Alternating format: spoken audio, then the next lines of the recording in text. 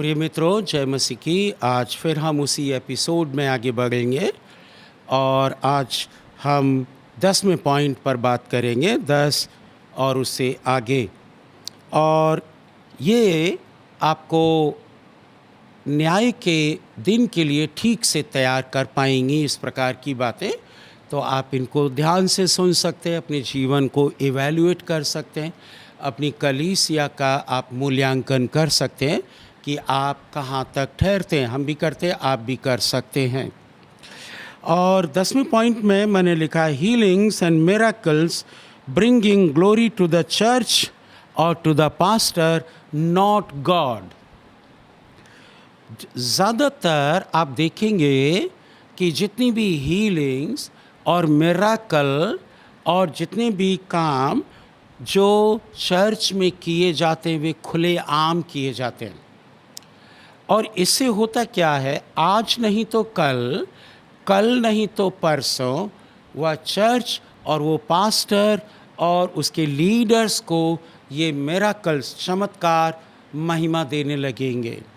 मेरे पास एक उदाहरण है। कई साल पहले मैं रात में एक गांव में प्रचार कर रहा था। टाउन है वो, यूपी में। और वहाँ प्रचार करते करते जब प्रार्थना का टाइम आया तो मैंने पूछा कि आइए आपके लिए प्रार्थना करें। एक जवान लड़की वहाँ खड़ी हुई और उसने ये कहा, सर मेरे लिए प्रार्थना कर दीजिए, मेरे पेट में दर्द है। और उसने कहा मैं यीशु पे विश्वास नहीं करती हूँ। उन्होंने कहा कि मैं किसी और की पूजा करती हूँ। और मैंने कहा कोई बात नहीं, प्रभु यीशु सबको प्यार करते हैं। और मैंने प्रार्थना की और लोगों ने प्रार्थना की, उसका दर्द ठीक हो गया उसी टाइम पर। और मैंने पूछा कि सिस्टर आपको किसने चंगा किया? और उसने कहा आपने, मेरी तरफ इशारा करके। मैंने उसको कहा बेटा मैंने नहीं किया, प्रभु यीशु ने किया। ये पूरी बात हम बता रहे हैं, प्रभु यीशु चंगा करता है। और आप विश्वास कीजिए कि 3 बार मैंने पूछा, तीनों बार उसने मेरी ओर इशारा किया। अच्छा था उस समय कि हमारे पास वीडियो नहीं था, नहीं तो वो चंगी होने के बाद, उसकी गवाही लेने के बाद हम उसको यूट्यूब पर डाल देते और फिर सारी महिमा किसको मिलती? वो हमको मिल जाती। प्रभु यीशु मसीह ने, आपको याद होगा कि कोई भी सेवा वीडियो के लिए नहीं बनाई, पब्लिसिटी के लिए नहीं बनाई। वो उन्होंने क्योंकि अगर याईर की बेटी को ज़िंदा किया तो एक इंस्ट्रक्शन दिया, इसको कुछ खाने को दो, लेकिन ये बात किसी को नहीं कहना। समझ पा रहे मेरी बात? जहाँ तक हो सके आप हीलिंग और मिरेकल के काम ऑफलाइन कीजिए, वीडियो में मत कीजिए। इससे क्या होगा, आप सोचते हैं कि आपकी नामवरी होगी, आपकी बड़ाई होगी, आपके चर्च को पब्लिसिटी मिल जाएगी, ये सब कुछ ठीक हो जाएगा, यीशु पीछे छूट जाएगा। Doctor Monroe Milo, very intellectual person और बाइबल के ज्ञाता और पार्लियामेंट्स को हिलाने वाले व्यक्ति ने, डॉक्टर मोनरो माइलो नाम है उनका, उन्होंने कहा जब आप चिन्ह और चमत्कार करते हैं और आपकी प्रार्थना से लोग चंगे होते हैं तो 1-2 जन लोगों को वहीं खड़ा कर दीजिए और ये कहिए यीशु ने किया है, यीशु ने किया है। उन्होंने ऐसे करके बताया कि सारी महिमा प्रभु को देते जाइए, give all glory to God, continue to give. लेकिन आज देखने में क्या आता है कि ज़्यादातर पास्टर लोग क्या करते हैं कि ऑनलाइन भूतों को निकालते हैं, लेकिन वो बताते नहीं हैं कि ये यीशु मसीह निकाल रहे हैं। इससे बचने के लिए एक अच्छा काम है, ये कर सकते हैं। और वो काम ये है कि जब आप चिन्ह और चमत्कार करते हैं तो आप साइड में बैठ जाइए और किसी दूसरे व्यक्ति को बुलाइए जिसको आप जानते हैं कि उसका नया जन्म हुआ है, और उससे कहिए कि वो निकाले दुष्ट आत्मा को, वो चंगाई के लिए प्रार्थना करे। तो लोगों में एक अच्छा संदेश जाएगा। वो ये जान लेंगे कि ये जो पास्टर है इसके पास अपनी शक्ति नहीं है, क्योंकि उसके पास शक्ति अपनी होती तो फिर ये व्यक्ति क्यों करता? तब दोनों के द्वारा ये पता चल जाएगा कि प्रभु यीशु चमत्कार करते हैं, पास्टर नहीं करता, ये चर्च वाले लोग नहीं करते हैं। लेकिन कई पास्टर्स लोग अपनी नामवरी पाने के लिए और वीडियो में वो रिकॉर्ड करते हैं और बार बार चलाते हैं, उसको बार बार चलाते हैं, ताकि पता चल जाए कि जो चमत्कार हो रहे हैं वो इस पास्टर के द्वारा हो रहे हैं या इस चर्च में होते हैं, ताकि वो भीड़ को बुला सके।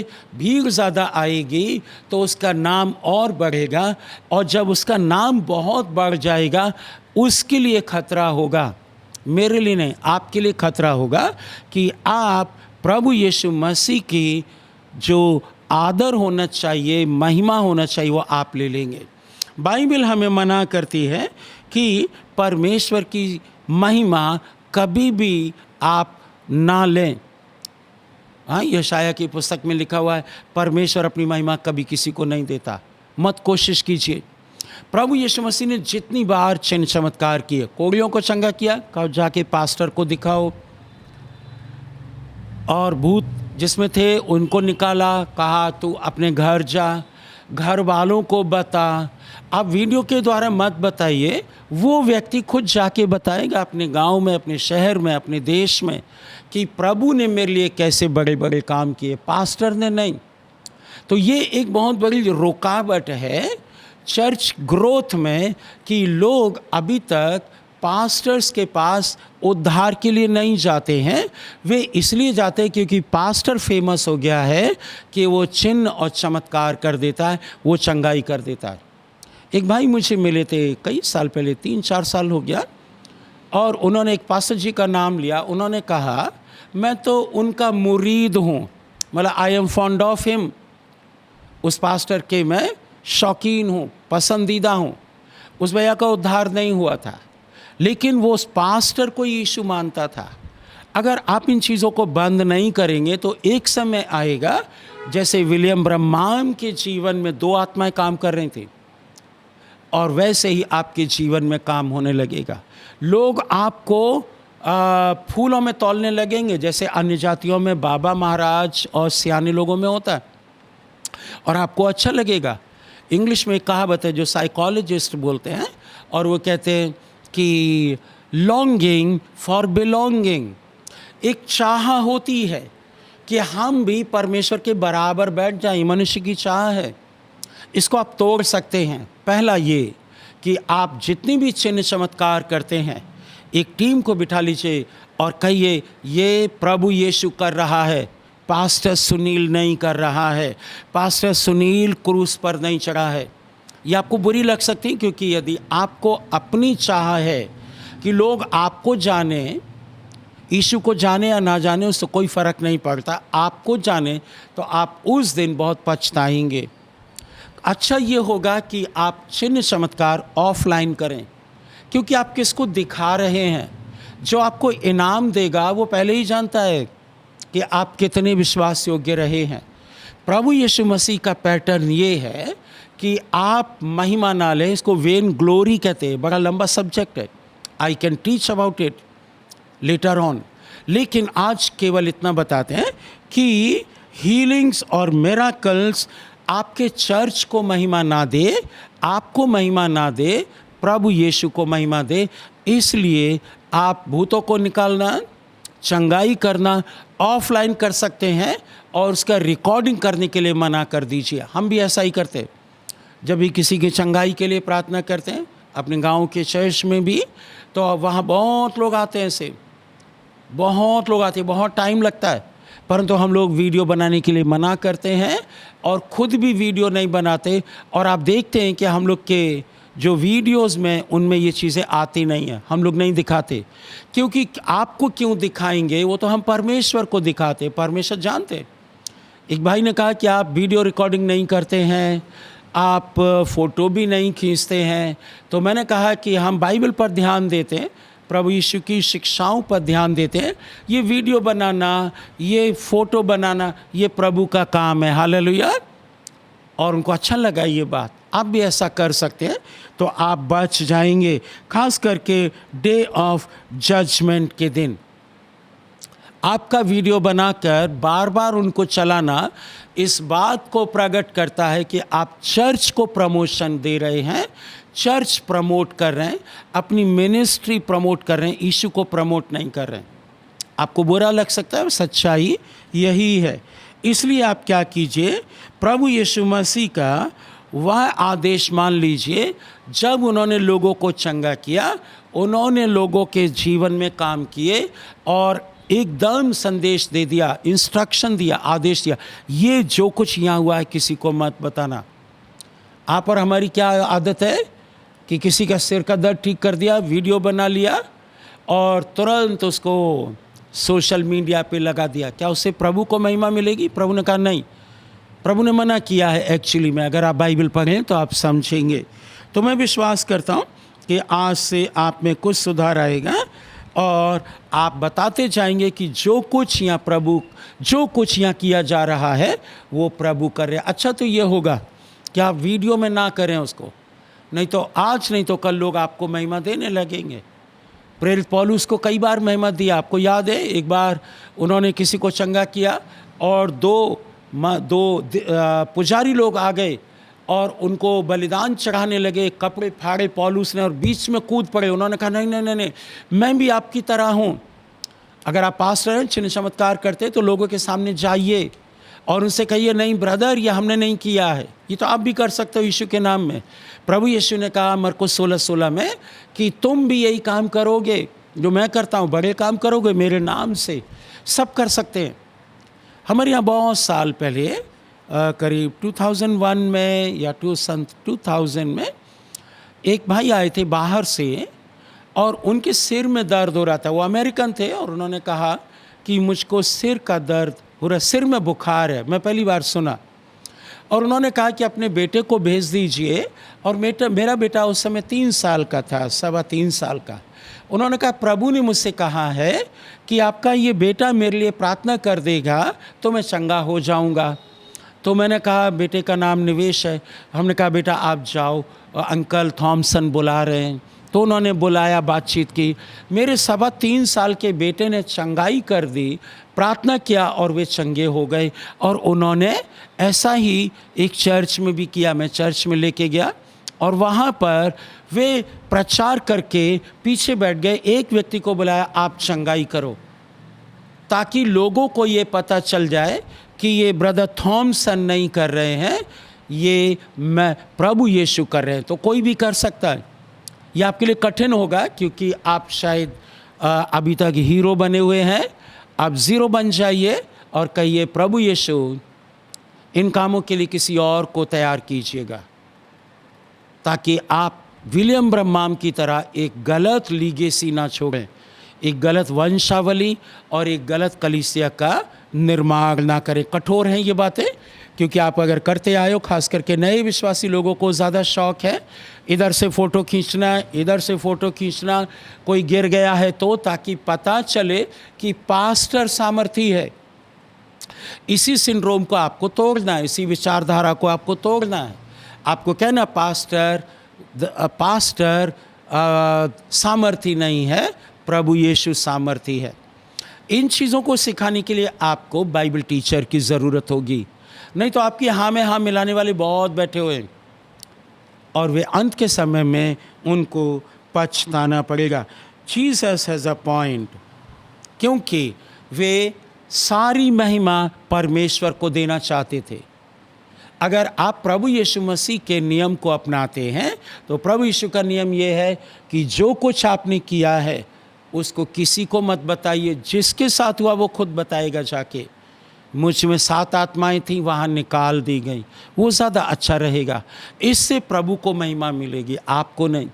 अगर आप वीडियो बना के डालते हैं, बार बार दिखाते हैं और तमाम लालच देते हैं और तमाम सुविधाएं देते हैं, तो आप अपने यहाँ पर भीड़ बढ़ाने के लिए अपने चर्च की पब्लिसिटी करें, स्वर्ग के राज्य की नहीं। ये एक चेतावनी का वचन है। प्रभु यीशु ने परमेश्वर को महिमा दी, इसलिए उन्होंने अपने पास कोई भी महिमा नहीं रखी। तो ये काम आप कर सकते हैं। और 11वां पॉइंट जो मैंने लिखा है वो ये कि आपका चर्च में यदि वन मैन शो है, ये आपको गड्ढे में ले जाएगा। One man show. नए नियम में किसी भी कलीसिया में आप देखेंगे बाइबल में एक लीडरशिप नहीं है, सिंगुलर लीडरशिप नहीं है, प्लूरल लीडरशिप है। प्लूरल लीडरशिप का मतलब होता है यस पास्टर है वहाँ पर, डीकन से और भी लीडर्स हैं जो पास्टर को कंट्रोल कर सकते हैं। अगर आप खुद ही हीरो बने हैं और यदि आप खुद ही सुपरमैन बने हैं और आप खुद ही अपने आप को पब्लिसाइज करते हैं क्योंकि आपने 4 दीवारें बनाई, छत डाल लिया और आपने कहा ये मेरा चर्च हो गया, तो आप मेरे प्रिय मित्र धोखे में जी रहे हैं। आप एक काम कर सकते हैं, समटाइम्स कॉल अ पर्सन और आप जाके पीछे बैठ जाइए। तो इससे क्या होगा, लोगों को पता चल जाएगा कि यहाँ वन मैन शो नहीं है, मतलब एक ही आदमी नहीं है। मैंने यहाँ लिखा हुआ है कि वन मैन शो को के सिंड्रोम को या विचारधारा को, धारणा को या इस बीमारी को दूर करने के लिए आपको कदम उठाना पड़ेगा और आपको अपने साथ साथ और लोगों को भी ट्रेन करना पड़ेगा, जैसे प्रेरित पौलुस ने किया। प्रेरित पौलुस सब जगह वन मैन शो नहीं रहे, वो चिट्ठियां लिखते थे परंतु दूसरे लोग और भी काम करते थे। उन्होंने हमेशा अपने साथ लोगों को रखा है। आप कोई भी यात्रा देख लेंगे वो अकेले नहीं गए। इवन रोम की यात्रा में भी लोग उनके साथ थे। लूका जहाँ जहाँ साथ थे तो लूका ने लिखा हमने जहाज खोला, और जब वे नहीं थे तो उन्होंने लिखा उन्होंने जहाज खोला। वे वहाँ पर गए। That means they were in many numbers, ज़्यादा थे, वो एक नहीं थे। अगर आपका चर्च केवल एक पास्टर चला रहा है तो वन मैन शो है। वन मैन शो क्या होता है कि केवल एक मदारी है और वो डुगडुगिया पीट रहा है और सब तमाशा देख रहे हैं और वो अपना काम करके चला जाएगा। इसलिए आपको क्या करना है कि औरों को ट्रेन करना है। चंगाई आप मत कीजिए, दूसरे को दे दीजिए। भविष्यवाणी आप नहीं कीजिए, दूसरे को दे दीजिए। चंदा गिनने का काम किसी और को दे दीजिए। प्रार्थना करने का काम किसी और को दे दीजिए। सब काम आप करेंगे तो आप डेलीगेशन नहीं करेंगे, और डेलीगेट नहीं करेंगे तो आप थक जाएंगे, आप जल्दी मर जाएंगे और बाद में आप किसी को ट्रेन नहीं कर पाएंगे। आपकी मृत्यु के बाद आपका चर्च बंद हो जाएगा क्योंकि आपने ट्रेनिंग नहीं दिया, आपने किसी को तैयार नहीं किया। सेकंड लाइन लीडरशिप की बहुत ज़रूरत है। अगर आप वन मैन शो ही बने रखेंगे तो अभिषिक्त आप रहेंगे, दूसरे लोग नहीं हो पाएंगे। और ये बहुत जगह होता है, आपको इन चीज़ों का ख्याल करना है। This way you will have no chance to boast और publicise yourself because people will see and understand that pastor has no special power of his own। जैसा हम बता चुके कि लोगों को ये ठीक से पता चल जाएगा कि आपके पास अपनी कोई शक्ति नहीं है, आप परमेश्वर की शक्ति का इस्तेमाल कर रहे हैं जो कोई भी कर सकता है, विश्वासी जन। हालेलुया। तो वन मैन शो आपके लिए खतरा हो सकता है और जल्दी ही आप इसमें क्या बन जाएंगे, you will produce hard and Hippocrates people in the church. One man show आप करेंगे तो क्या हो जाएगा कि फिर आपके चर्च में पाखंडी लोग पैदा होंगे और पॉलिटिक्स करने वाले पैदा होंगे और चर्च और फ्यूचर जनरेशन ऐसे ही बन जाएंगे। और आप देखिएगा जो वन मैन शो का पास्टर होता है, मतलब एक ही पास्टर होता है जो सबके ऊपर कंट्रोल करता है, वह आप देखेंगे कि उसको कंट्रोल करने वाला कोई नहीं होता है और वह वही करता है जो उसकी मन में आता है। कौन डॉक्ट्रिन चेक करेगा उसकी, वो किससे अपनी बातें बताएगा, वो किसी पाप में है तो कैसे उससे छुटकारा पाएगा, क्योंकि उसके पास तो टाइम ही नहीं है, वो तो अपने आप में ही हीरो बना हुआ है। इन चीज़ों का ख्याल कीजिएगा मेरे भाई, ताकि आपकी कलीसिया उन्नति करे। 12वां पॉइंट हमने लिखा है, कई चर्चेस में फ्रीडम ऑफ स्पीच नहीं है। मतलब गवर्नमेंट की कंपनी के तरह या गवर्नमेंट के सिस्टम की तरह काम कर रहे हैं। एक मिनिस्टर है, सेक्रेटरी है, डायरेक्टर है, असिस्टेंट डायरेक्टर है, एक क्लर्क है, सेक्शन ऑफिसर है, पीओन है, ऐसा चलता है। ये बाइबल का नियम नहीं है, ये कंपनीज का नियम है, ये चर्च का नहीं है। चर्च और कंपनी में अंतर है, चर्च में और गवर्नमेंट में अंतर है। चर्च में सब लोग बराबर हैं, ये सिखाना आवश्यक है। इसलिए बहुत सी जगह पर फ्रीडम नहीं दी जाती कि कोई भी व्यक्ति आकर पास्टर को उसके कामों के बारे में बता दे।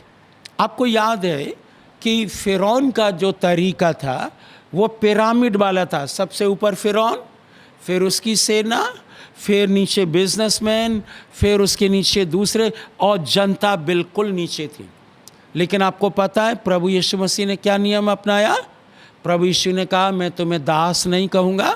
और आपको पता है मिनोरा जिसको बोलते हैं, सरल करके बताते हैं, जो इज़राइल में 7 दीपदान जिसको कहते हैं दीवट, 7 मोमबत्तियाँ उसमें जलती, प्रकाशित वाक्य की पुस्तक में, वो सब बराबर होते हैं। तो आपको क्या करना है कि इस हिसाब से चर्च को नहीं चलाना, फ़िरौन के हिसाब से, आपको बराबरी के हिसाब से चलाना, ताकि हर एक को फ्रीडम ऑफ स्पीच मिले। यानी कोई भी व्यक्ति यदि पाप देखता है तो वो पाप के विषय में बता सके। केवल पास्टर सबको नहीं कंट्रोल कर पाएगा, देख पाएगा। पास्टर कई बार देख मिलेगा तो रिश्तेदारों का पाप नहीं बताएगा वो, या जो ज़्यादा चंदा देते हैं उनका पाप उनको नहीं बताएगा, वो गरीब का पाप बता देगा। इसलिए आप ऐसे लोगों को चर्च में रखिए जो फ्रीडम ऑफ स्पीच के पक्षधर हों। अगर पास्टर के बच्चों ने पाप किया है, पत्नी ने पाप किया है, तो वो बता सके वहाँ पर। ये आपके लिए फ़ायदा होगा। आपको लगेगा आप पास्टर के पीछे पड़ गए हैं। पास्टर के पीछे पड़ना ज़्यादा अच्छा है, ताकि पास्टर ही चर्च को चाहे तो स्वर्ग में ले जा सकता है, पास्टर चाहे तो नरक में ले जा सकता है। क्योंकि टीचिंग्स के लिए परमेश्वर ने पास्टर को रखा है। प्रभु यीशु मसीह डायरेक्ट नहीं आते। पवित्र आत्मा है, लेकिन पवित्र आत्मा के पास मुंह नहीं है, वो आपका मुंह यूज़ करेगा। इसलिए आपको देखना आप क्या बोलते हैं, आपको देखना आप हाथ कैसे चलाते हैं, आपको देखना आपके पैर कहाँ जाते हैं, ये आवश्यक है। हायरार्की को हम मानते हैं, यानी सिस्टम को हम मानते हैं और बताते भी हैं, लेकिन आपके चर्च के लोगों को इतनी आज़ादी होना चाहिए कि वे आपकी टीचिंग्स के बारे में अगर आप गलत पढ़ा रहे तो आपको बता सकें। और ख़ास करके वे लोग जो नए क्रिश्चियंस हैं, 10-20 साल में जो ईसाई बने, उनको बहुत आवश्यक है। क्योंकि आप संडे स्कूल वाले सिस्टम में नहीं रहे, आप चर्च वाले सिस्टम में नहीं रहे। ढेर सारी वाचाएँ अभी भी चल रही हैं और बहुत से ट्रेडिशंस हैं जो आप मानते हैं, आपके रिश्तेदार मानते हैं। तो इन चीज़ों को ध्यान रखिएगा कि आप इनमें गलती ना करें। यहाँ बहुत से वचन मैंने लिखे हुए हैं, हम एक वचन पढ़ेंगे, गलातियों की पुस्तक 2 अध्याय 11 से 14, और इससे काफ़ी कुछ आपको समझ में आएगा। यहाँ लिखा हुआ है गलातियों 2 अध्याय 11 से 14, पर जब कैफा अंताकिया में आया तो मैंने उसके मुंह पर उसका सामना किया, क्योंकि वह दोषी ठहरा था। कैफा का मतलब है पतरस। इसलिए कि याकूब की ओर से कुछ लोगों के आने से पहले वो अन्य जातियों के साथ खाया करता था, परंतु जब वे आए तो खतना किए हुए लोगों के डर के मारे, यानी यहूदियों के डर के मारे, उनसे हट गया, किनारा करने लगा, छिपने लगा ताकि कोई देख न ले। और उसके साथ शेष यहूदियों ने भी कपट किया, यहाँ तक कि बरनबास भी उनके कपट में पड़ गया। पर जब मैंने देखा कि वे सुसमाचार की सच्चाई पर सीधी चाल नहीं चलते, तो मैंने सबके सामने कैफा से कहा, यानी डांटा है, जब तू यहूदी होकर अन्य जातियों के समान चलता है और यहूदियों के समान नहीं चलता, तो तू अन्य जातियों को यहूदियों के समान चलने को क्यों कहता है? टीचिंग है। यहाँ एक घटना है। प्रेरित पत्रस सीनियर थे प्रेरित पौलुस से, और वहाँ बरनबास भी थे। वे कुछ अनुचित भोजन खा रहे थे। अनुचित भोजन अनुचित समय स्थान पर थे जहाँ उनको नहीं होना चाहिए। पौलुस अचानक आ गए। अब वो डर गए, प्रेरित पत्रस डर गए। ओ ये आ गया, ये आ गया। इसका मतलब उनको मालूम था मैं गलत कर रहा हूँ। लेकिन यहाँ पौलुस आए हैं और पौलुस ने सबके सामने डांटा। बाइबल कहती है सबके सामने डांटो। एक व्यक्ति को मैं सामने कुछ बता दिया, मैंने कहा देखो आपने गड़बड़ी की है। तो मैं एक पास्टर जी थे, उन्होंने कहा नहीं सबके सामने नहीं बताना चाहिए। तो मैंने उनसे कहा कि तो मुझे ये वचन बता दो, कहाँ लिखा है बाइबल में? प्रेरित पौलुस ने कहा सबके सामने उसको डांट दो ताकि और लोग भी डरें। आप एक एक को बताएंगे ब्रदर चोरी नहीं करना, ब्रदर झूठ नहीं बोलना, कहाँ तक बताएंगे? आप पुलपिट से सबको सामने बता दो। मैं भी बता देता हूँ और लोग मुझे भी बता देते हैं। I am so glad, so happy, so grateful to them. मैं धन्यवाद करता हूँ कि उन्होंने मेरे स्वर्ग के इनाम को कम नहीं किया, मुझे बता दिया। सबके सामने बता दो, मुझे डर नहीं लगेगा, अच्छा लगेगा, क्योंकि आपने मुझे सुधारने के उद्देश्य से बताया है। तो यहाँ प्रेरित पौलुस जूनियर हैं, छोटे हैं, बाद में आए, लेकिन प्रेरित पत्रस बहुत सीनियर हैं, प्रभु के साथ रहे हैं, काम देखे, प्रभु ने छुआ उनको, इन्होंने प्रभु को छुआ, तो भी वो गलती कर रहे थे। परंतु प्रेरित पत्रस ने यह बुरा नहीं माना। आज अगर पास्टर को आप बता दो, वो अनफॉलो कर देता है, आपका नाम ही काट देगा, दूसरों से कह देगा इसको हटा दो, इसको मत चर्च में बुलाओ। अब आप सोचिए ऐसे पास्टर में प्रभु का आत्मा है? No, he doesn't have the spirit of God, he has the spirit of devil. इन चीज़ों से पहचान लीजिए। बाइबल कहती है कि तुम ऐसे लोगों को उनके फलों से पहचान लोगे, चिन्ह चमत्कार करने से नहीं पहचान पाओगे। यानी आप किसी भी गलत पास्टर को उसके फलों से पहचान लोगे, वरदानों से नहीं। वरदान चलते रहेंगे, चंगा वो करता रहेगा, भूत निकालता रहेगा, भविष्यवाणी करता रहेगा, लेकिन वह चूक जाएगा उस दिन जिस दिन उसका न्याय होगा। और हो सकता है वो न्याय के समय तक जीवित रह भी ना पाए, वो जल्दी मर जाए, मरने के बाद वो पहुंचेगा वहाँ। इसलिए आपसे कहना चाहते हैं कि ऐसे लोगों को अपनी कलीसिया में रखिए जो आपको करेक्ट कर सकें। And as a pastor, as a leader, as a deacon, as a bishop, you must be open for correction. यहाँ प्रेरित पौलुस और प्रेरित पत्रस से आप बड़े नहीं हैं, वो हमसे और आपसे बहुत सीनियर है। और प्रेरित पौलुस से प्रेरित पत्रस गुस्सा नहीं हुए, थैंक यू बोला होगा ज़रूर, क्योंकि उसके बाद दोनों मिले हैं, बातचीत किया, एक साथ सेवा की है। ये है मसीह का प्रेम, ये है मसीह का आत्मा। जो पास्टर उसकी गलती बताने से गुस्सा हो जाता है, उसमें परमेश्वर का मन नहीं है, वो अपना उल्लू सीधा कर रहा है। और ज़्यादातर लोग उसके वैसे ही हैं जैसा वो स्वयं है।